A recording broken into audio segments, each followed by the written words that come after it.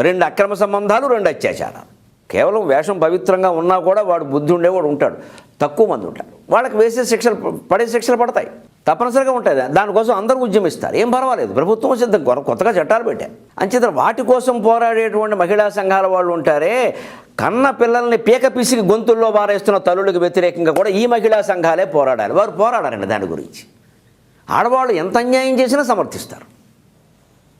ఏమీ ఎరగని అమెరికాలో ఉన్న ఆడపడుచు మీద కేసెట్టేస్తోంది కొత్తగా వచ్చిన అమ్మాయి. అమెరికాలో ఉన్న ఆడపడుచు అభం శుభం ఎరగదా పిల్ల, ఎక్కడ ఉంది అది.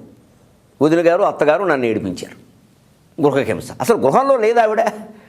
ఈవేళ అత్తగారు ఏడిపించండి అంటే అసలు సగం అబద్ధం అండి, సగం కాదు 90% అబద్ధం. అత్తగారి వల్ల కోడలు బాధపడింది అంటే 90% అబద్ధం. ఎందుకంటే 90% కోడలు ఎవడు అత్తారితో ఉండలేదు. అసలు ముగ్గురితో శుభ్రంగా పెళ్లి కాకముందే న్యూక్లియర్ ఫ్యామిలీ అని పెట్టి పెళ్ళి అవగానే విడదీసి పట్టుకెళ్ళిపోతున్నారు. అత్తగారు ఈవిని బాధ పెట్టే అవకాశం ఎక్కడదండి అసలు. ఎంత అబద్ధాలండి ఇవి.